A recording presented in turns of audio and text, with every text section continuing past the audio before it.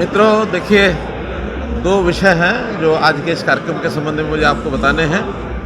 पहला तो जो ये सेमिनार G20 का ही पार्ट C20 इस नाते से, और G20 के कई ग्रुप्स बनाए गए हैं, कुछ विषयों को लेकर के जगह जगह देश भर में सेमिनार कर रहे हैं। तो C20 का सेमिनार यहाँ पर माँ अमृतामयी हॉस्पिटल के इस परिसर में ये किया गया है, 2 दिन का सेमिनार।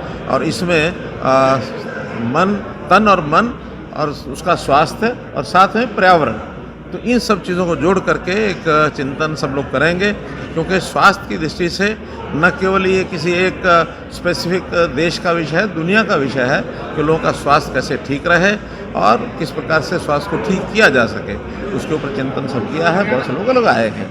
इसी प्रकार जो दूसरा विषय है वो मेडिकल कॉलेज का आज यहाँ उद्घाटन हुआ है।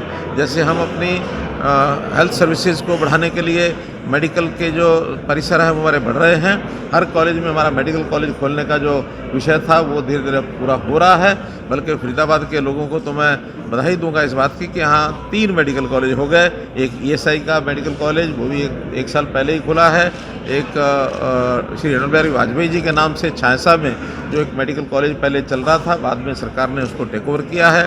और एक ये मेडिकल कॉलेज माँ अमृतामयी हॉस्पिटल के साथ मेडिकल कॉलेज आज जिसका उद्घाटन हुआ, ऐसे 3 मेडिकल कॉलेज एक ही ज़िले में खुले हैं।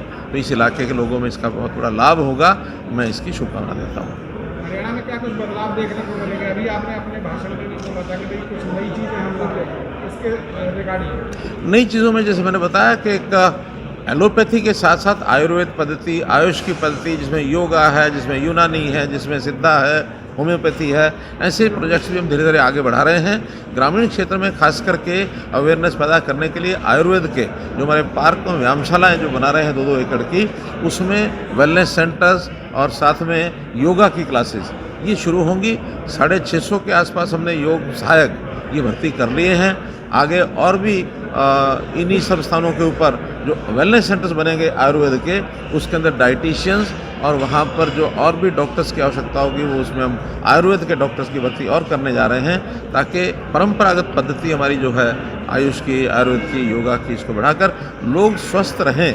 एक तो स्वस्थ होना है, बीमार होकर के होना, एक स्वस्थ बने रहें, बीमारी ना हो, इस ओर प्रिकॉशन जिसको कहना चाहिए, precaution is better than cure, इस नाते से उस पद्धति पर हम चल रहे हैं। कोरोना को लेकर लगातार मामले बढ़ रहे हैं, परंतु बात करें तो लगातार फिर से कहीं ना कहीं कोरोना का जो वेरिएंट है वो वापस आ रहा है। इससे में किस तरीके से देखिए, कोरोना का फेज़ जो था 2 साल तक हम लोगों ने लगातार झेला।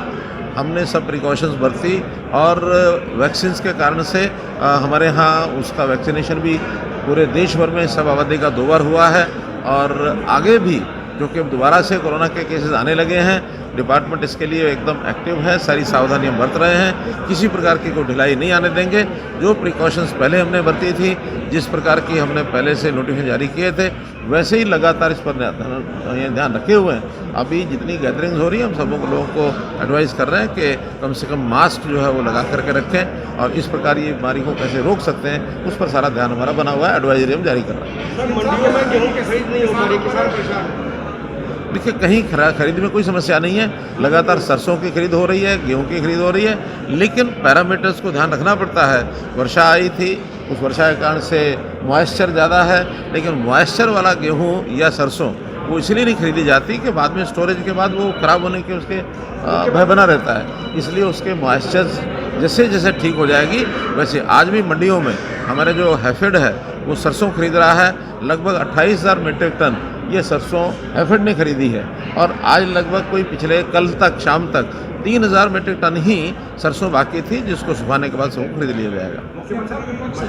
लेकिन स्वास्थ्य विभाग फरीदाबाद में बादशाह अस्पताल में नर्सों की कमी है, दवाइयों की कमी है, कोरोना को लेकर कोई तैयारी नहीं की गई है। हमारी शिकायत के सुझाव है जिससे कि ये समस्या नहीं, ठीक है, आपका सुझाव ठीक है, इसके ऊपर नज़र रखें और कोई भी कमी कहीं नहीं आने देंगे। लेकिन विपक्ष लगातार कह रहा है कि हरियाणा पे कर्जा चढ़ा है, हर आदमी को ऊपर कर्जा। इसका उत्तर मैं बहुत बार दे चुका हूँ। और ये जिसको कोई मुद्दा मिलता नहीं है वो पुराने गड़े मुर्दे उखाड़ के लाता है। ये गड़ा मुर्दा है।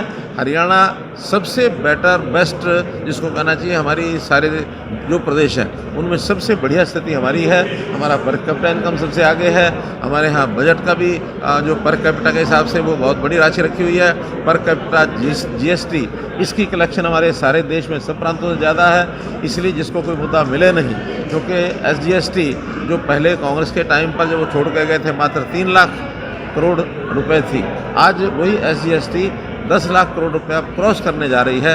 तो स्वाभाविक है जब प्रदेश आगे बढ़ेगा तो सारे पैरामीटर्स भी आगे बढ़ेंगे।